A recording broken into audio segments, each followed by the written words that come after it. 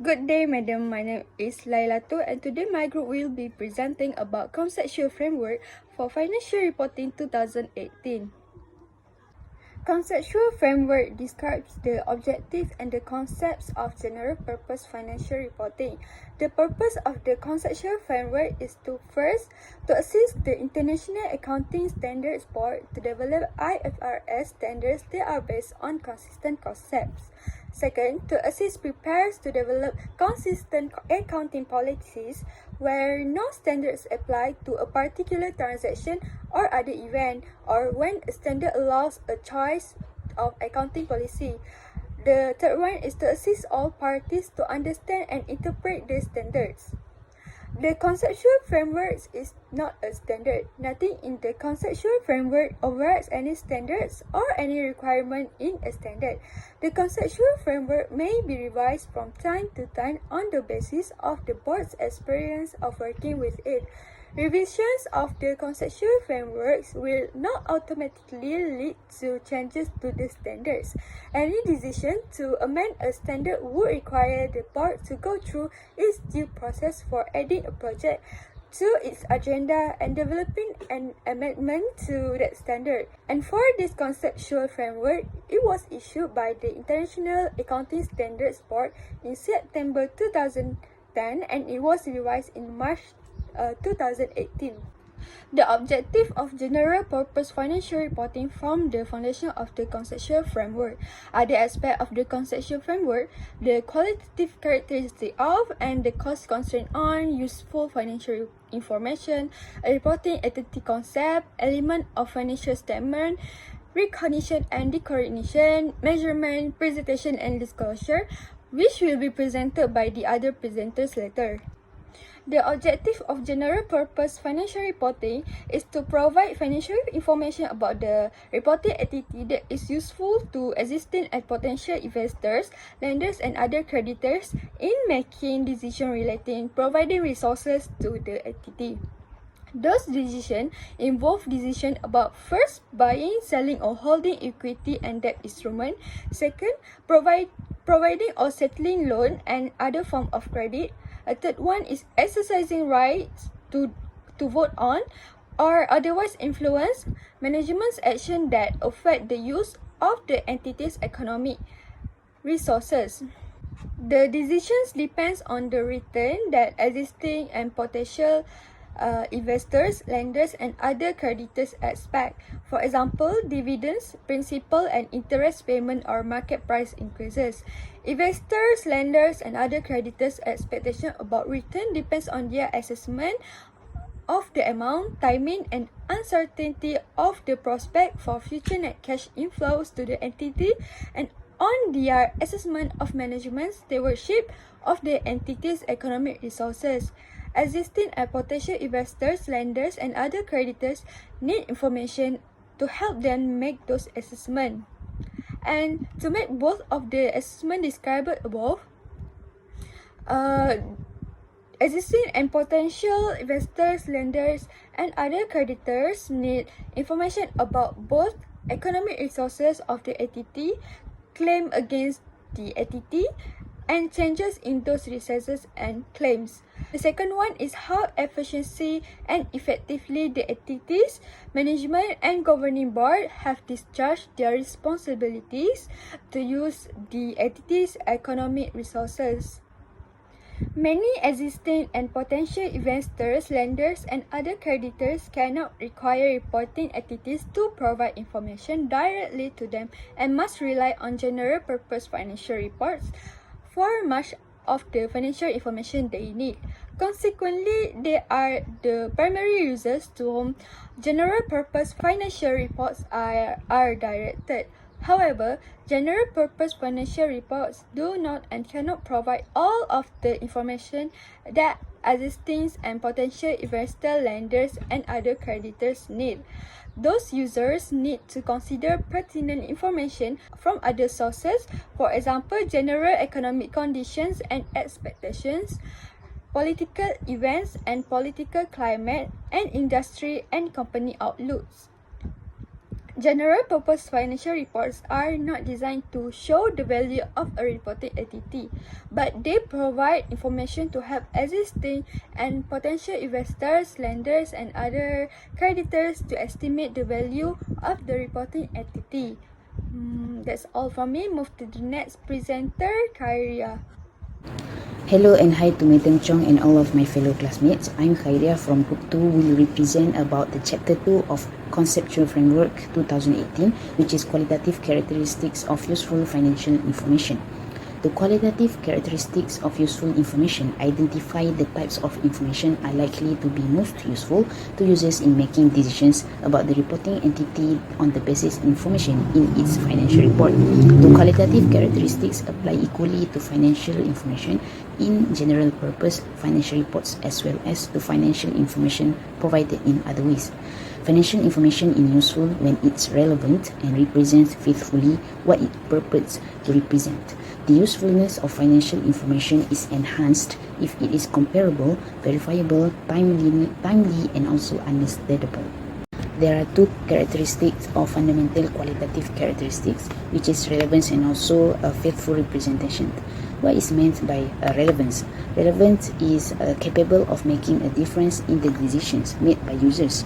Financial information is capable of making a difference in decisions if it has predictive value, confirmatory value, or both. The predictive value and confirmatory value of financial information are interrelated. Materiality is an entity-specific aspect of relevance based on the nature or magnitude of the items to which the information relates in the context of an individual entity's financial report. Next is faithful representation. General purpose financial reports represent economic phenomena in words and numbers. To be useful, financial information must not only be relevant, it must also represent faithfully the phenomena it purports to present. Faithful representation means representation of the substance of an economic phenomenon instead of representation of its legal form only. Faithful representation seeks to maximize the underlying characteristics of completeness, neutrality, and freedom from error. A neutral depiction is supported by the exercise of prudence. Prudence is the exercise of caution when making judgments under conditions of uncertainty. Information must be both relevant and also faithfully represented if it is to be useful. In addition, comparability, verifiability, timeliness, and also understandability are qualitative characteristics that enhance the usefulness of information that is relevant and faithfully represented. What is meant by comparability? Information about a reporting entity is more useful if it can be compared with similar information about other entities and with similar information about the same entity for another period or another date. Comparability enables users to identify and understand similarities in and differences among items, whereby the verifiability helps to assure users that information represents faithfully the economic phenomena it purports to represent. Verifiability means that different knowledgeable and independent observers could reach consensus, although not necessarily complete agreement, that a particular depiction is a faithful representation. Next is timeliness. It means that information is available to decision makers in time to be capable of influencing their decisions. Lastly, it is understandability. Classifying, characterizing, and presenting information clearly and concisely makes it understandable. While some phenomena are inherently complex and cannot be made easy to understand, to exclude such information would make financial reports incomplete and potentially misleading. Financial reporting are prepared for users who have a reasonable knowledge of business and economic activities and who review and analyze the information with diligence. In addition, enhancing qualitative characteristics should be maximized to the extent necessary. However, enhancing qualitative characteristics either individually or collectively cannot render information useful if that information is irrelevant or not represented faithfully. Last but not least, the cost constraint on useful financial reporting. Cost is a pervasive constraint on the information that can be provided by general purpose financial reporting. Reporting such information imposes cost, and those costs should be justified by the benefits of reporting that information. The IASB assesses costs and benefits in relation to financial reporting generally and not solely in relation to individual reporting entities. The IASB will consider whether different sizes or entities and other factors justify different reporting requirements in certain situations. So that's all from me. Thank you. I will pass to another person to talk about another chapter. Hi, my name is Noraini. Today I'll be presenting on Chapter 3, Financial Statement and the Reporting Entities. Let us move on to the objective of financial statement.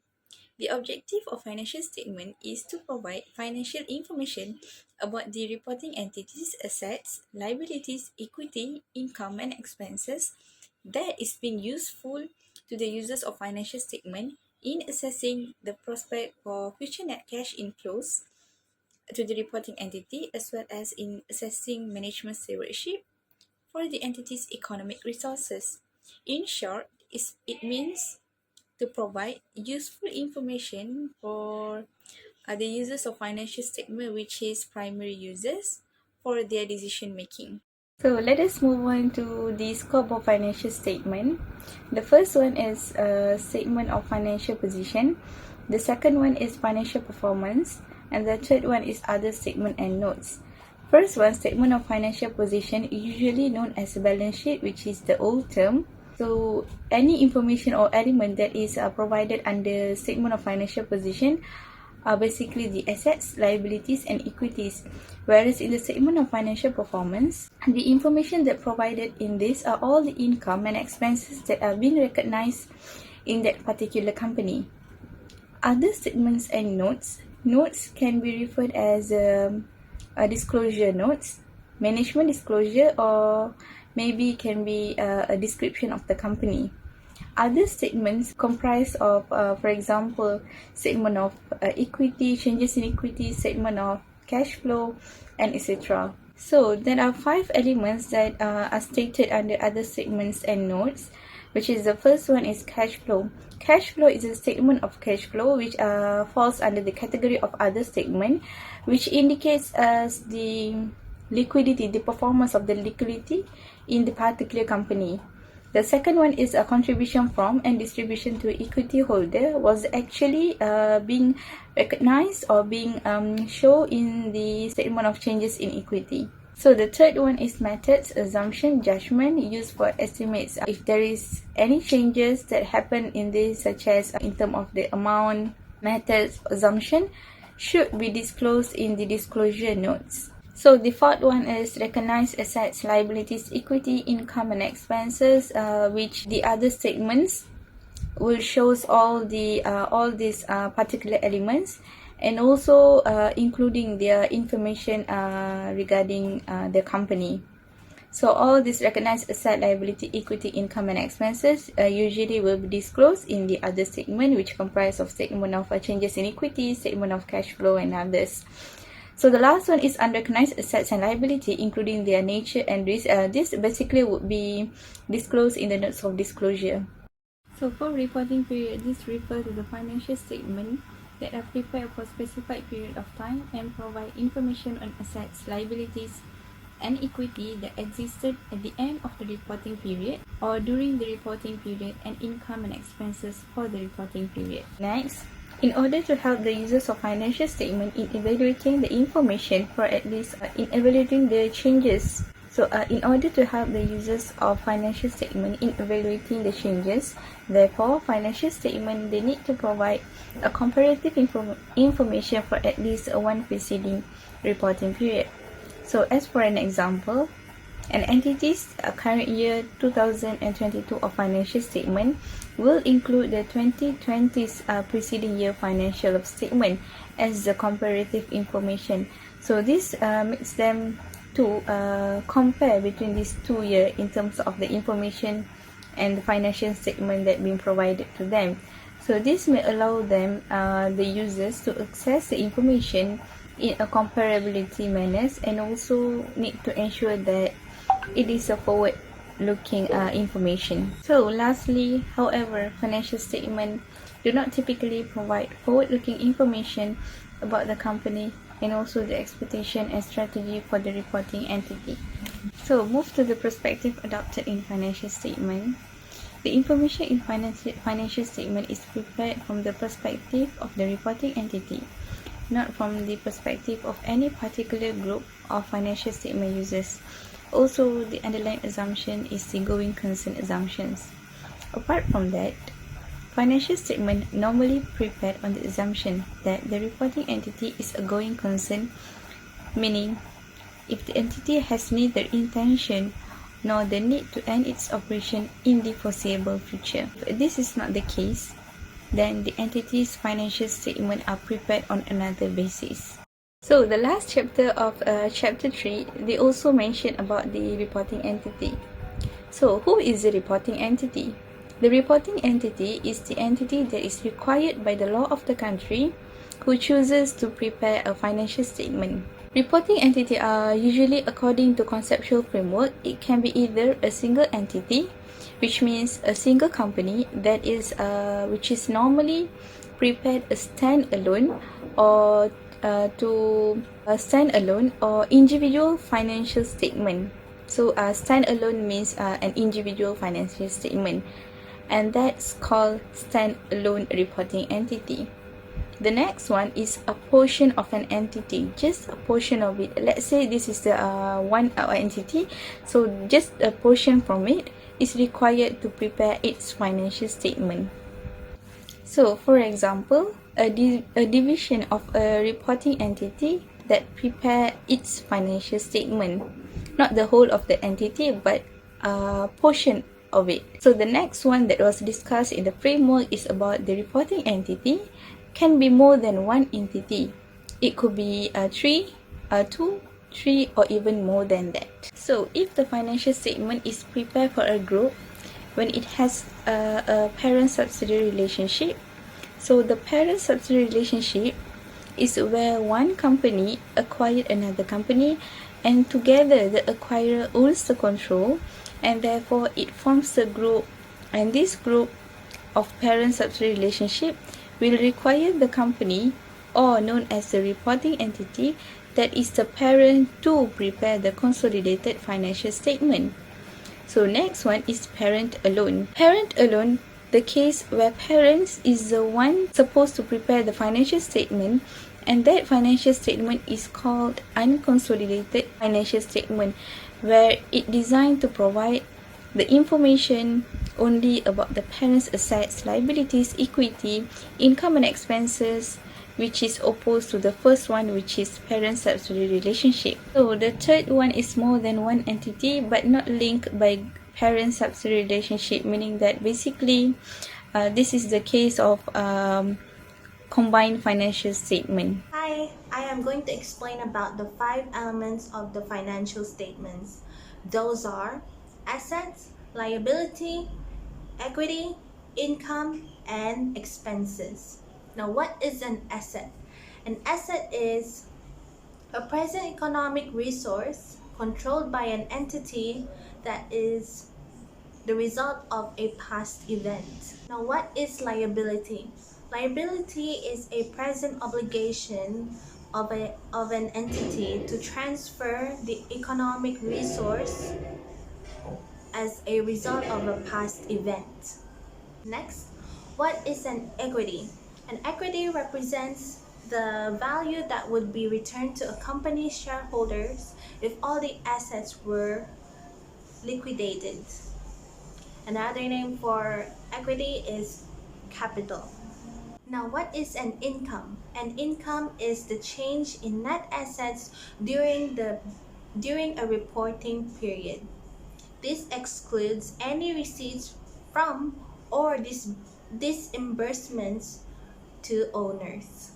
Lastly, what is an expense? An expense is the cost of operations that a company incurs to generate revenue. In other words, it is the use of assets to create sales.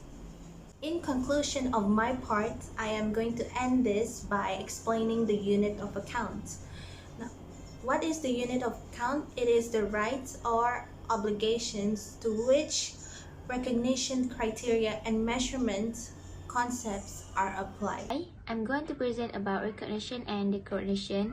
As you can see, this is the recognition links, the elements, the statement of financial position, and the statement of financial performance.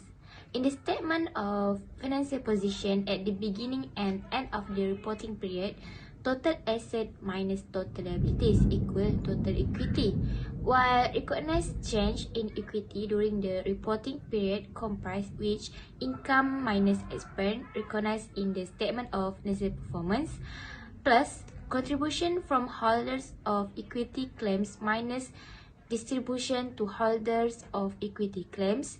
The statements are linked because the recognition of one item requires the recognition or the recognition of one or more other items. For example, the initial recognition of an asset or an increase in the current amount of an asset. So, what is recognition? The recognition is the process of capturing for inclusion in the statement of financial position or the statement of financial performance an item that meets the definition of an asset, liability, equity, income, or expense. In the statement of financial position, only things that meet the definition of an asset, liability, or equity are recorded. In the same way, only items that match the definition of revenue or expense are recognized in the financial statement. However, not all items that match one of those elements definition are recognized. When an item does not fulfill the definition of one of the elements, the statement of financial position and the statement of financial performance are less complete, and useful information may be excluded from financial statement. An asset or liability is recognized only if recognition of that asset or liability and of any resulting income, expense, or change in equity provide user of financial statement with information that is useful. So, there are two recognition criteria. First is relevant, which information about asset, liabilities, equity, income, and expense is relevant to users of financial statement. However, recognition of a particular asset or liability and any resulting income, expense, or change in equity may not always provide relevant information. The result in relevant information may be affected by a low probability of an inflow or outflow of economic benefits. If the probability of an inflow or outflow of economic benefit is low, the most relevant information about the asset or liability may be information about the magnitude of the possible inflows or outflows, their possible timing, and the factor affecting the probability of their occurrence. The existing uncertainty possibly combined with a low probability of inflows or outflows of economic benefits and an exceptionally wide range of possible outcomes may mean that the recognition of an asset or liability necessarily measured at a single amount would not provide relevant information. Whether or not the asset or liability is recognized, explanatory information about the uncertainties associated with it may need to be provided in the financial statement. Other than that, factful representation also may affect the result in relevant information by measurement uncertainty. For an asset or liability to be recognized, it must be measured. In many cases, such measures must be estimated and are therefore subject to measurement uncertainty. The use of reasonable estimate is an essential part of the preparation of financial information and does not undermine the usefulness of the information if the estimates are clearly and accurately described and explained. Even a high level of measurement uncertainty does not necessarily prevent such an estimate from providing useful information. In other cases, if the information will not provide a sufficiently faithful representation of the asset or liability and of any resulting income, expense or change in equity, the most useful information may be a different measure that is slightly less relevant, but it's subject to lower measurement uncertainty. It is necessary to consider not merely its description and measurement in the statement of financial position, but also whether related assets and liabilities are recognized.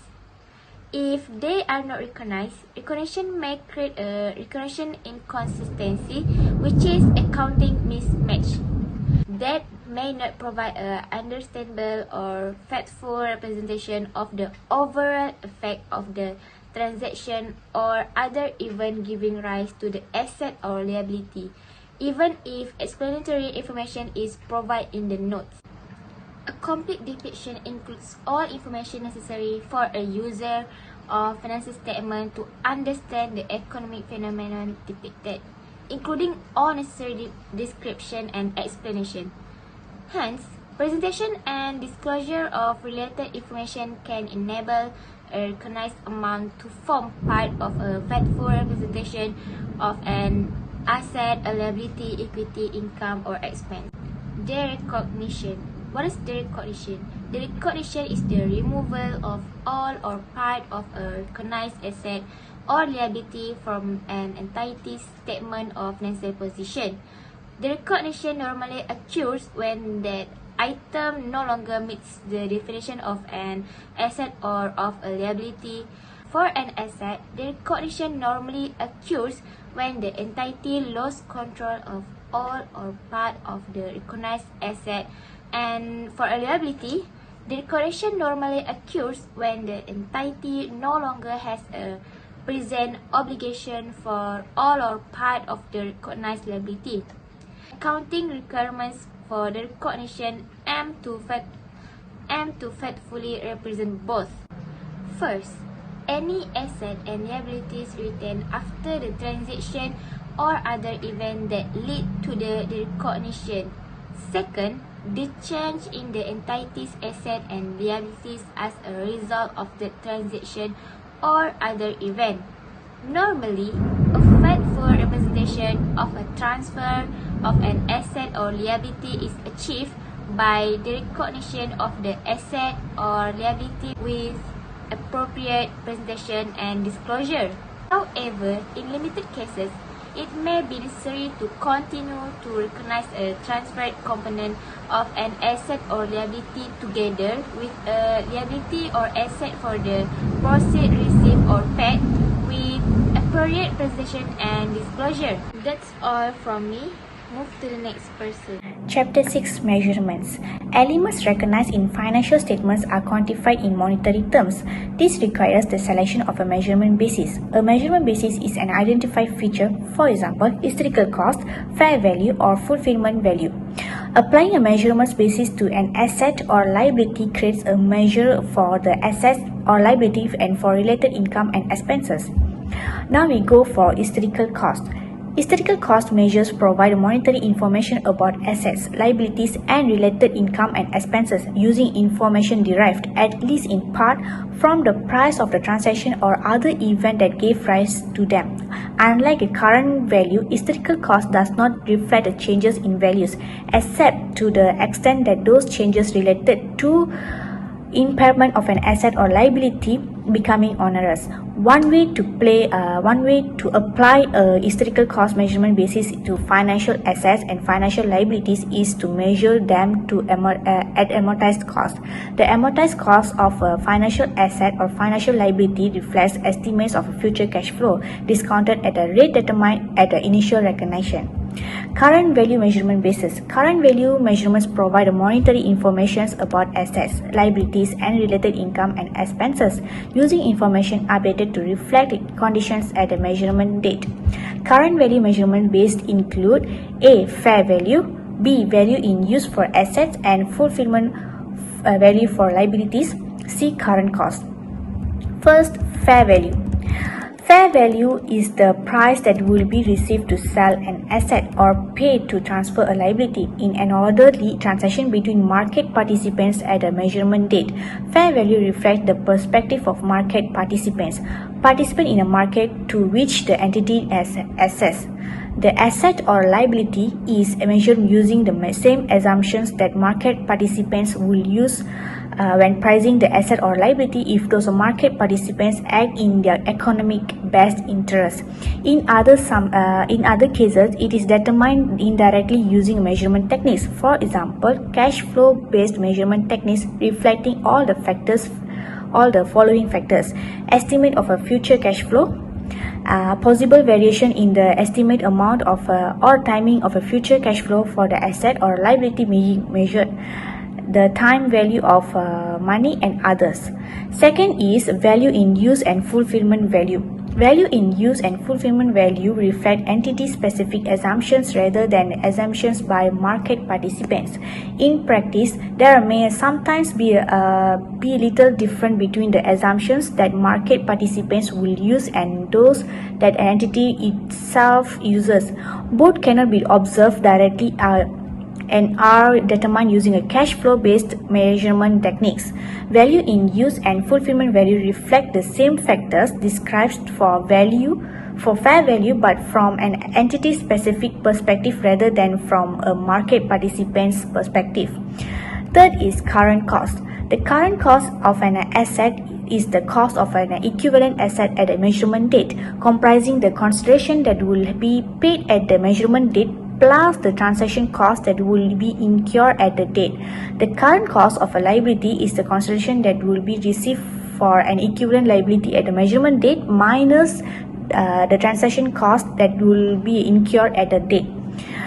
Current cost, like a historical cost, is an entry value. It reflects prices in the market in which the entity will acquire the asset or will incur the liability. Hence, it is different from fair value, value in use, and fulfillment value, which are exit values. Next is the factors can be considered when selecting a measurement basis are relevance and faithful representation, because the aim is to provide information that is useful to investors, lenders, and other creditors. Okay, relevance. The relevance of information provided by a measurement basis for an asset or liability and for the income and expenses is affected by A. The characteristic of the asset or liability, B. Contributes for future cash flow. Now we go for characteristic of the asset or liability. The relevance of information provided by a measurement basis depends partly on the characteristic of the asset or liability, in particular on the variability of cash flows and on whether the value of the asset or liability is sensitive to market factors or other risk. If the value of an asset or a liability is sensitive to market factors or other risk, its historical cost might differ significantly from its current value. Consequently, historical cost may not provide relevant information if information about the changes in values is important to users of financial statements. For example, amortized costs cannot provide relevant information about a financial asset or financial liability that is derivated. The second is contributes to future cash flow. Some economic resources produce a cash flow directly. In other cases, economic resources are used in combination to produce a cash flow indirectly. How economic resources are used and hence how assets and liabilities produce a cash flow depends in part on the nature of the business activities conducted by the entity. For example, property, plant, and equipment is typically used in combination with an entity's other economic resources.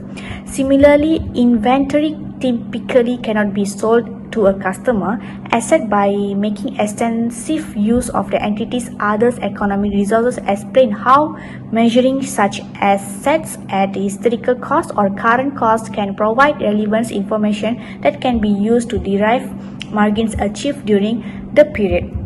Faithful representation. When assets and liabilities are related in some way, using a different measurement basis for those assets and liabilities can create a measurement inconsistency. If a financial statement contains a measurement inconsistencies, those financial statements may not faithfully represent some aspect of the entity's financial position and financial performance. When a measure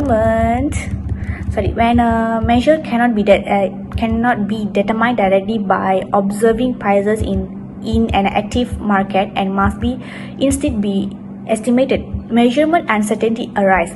The level of a measurement uncertainty associated with a particular measurement basis may affect whether information provided by that measurement basis provide a faithful representation of an entity's financial position and financial performance.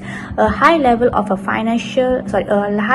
measurement uncertainty does not necessarily prevent the use of a measurement basis that provides relevant information. However, in some cases, the level of a measurement uncertainty is so high that information provided by a measurement basis might not provide a sufficiently faithful representation. Okay. The last is a cost constraints.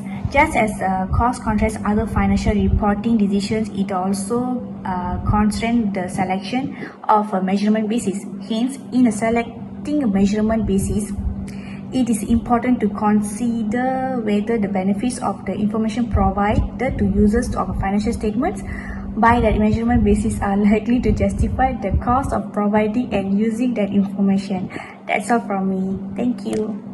Hello everyone, my name is Sakinah Binti Aminuddin and I'm going to talk about Chapter 7, the presentation and disclosure. So first thing first, we all know that financial statement is the one that represents all the asset, liability, equity, income and expenses. But how can we make the financial statement more understandability and comparability? We need to build an effective communication. An effective communication requires 3 ways. Number 1, presentation and disclosure should focus on the objective and principles, not just the standardized rules, which is you have to focus. Objective and principles should be focused more on the specific entity rather than the boilerplate. Number 2, sorting on the basis that group similar items and separate dissimilar items are not appropriate.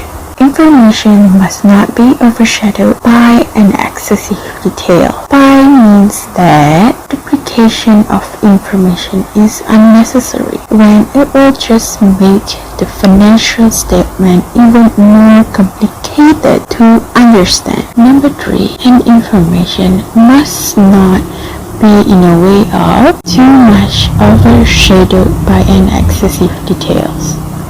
Excessive details means that there is no need for you to include duplication of information when it is so unnecessary. It will make the financial statement more complicated to understand. Next is classification, where the assets, equity, liability, income, expenses with the same characteristic will be sorted out. Classifying the similar asset, equity, liability, income, and expenses together can secure relevant information. As for example, assets and liability, it could be appropriate to separate the component into current and non-current components and to classify those components separately. When we talk about an asset or liability, we should also talk about offsetting, where offsetting is where an entity recognizes and measures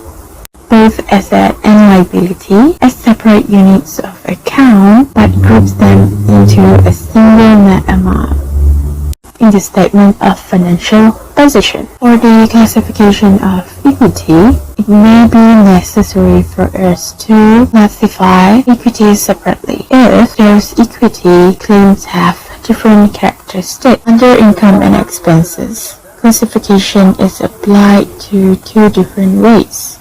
Number 1, income and expenses resulting from the unit of account selected for an asset and liability, or component components of such income and expenses if those components have a different characteristic and are identified separately. Next, for the classification for profit and loss and comprehensive income. Income and expenses are classified and included either in the statement of profit and loss or outside the statement of profit and loss. Here's another comprehensive income.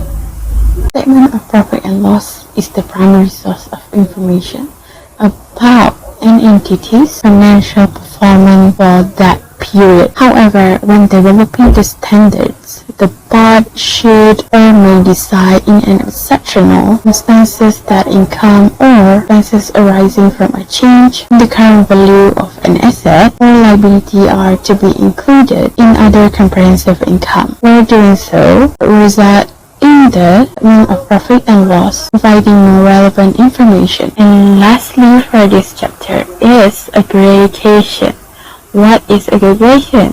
Aggregation is where we add all the components like equities, income, expenses, asset, and liability that have shared characteristics, and they are going to be in the same classification. Aggregation is more to make the information more useful by summarizing a large volume of detail. However, different parts of the financial statement may be contained of different levels of aggregation needed.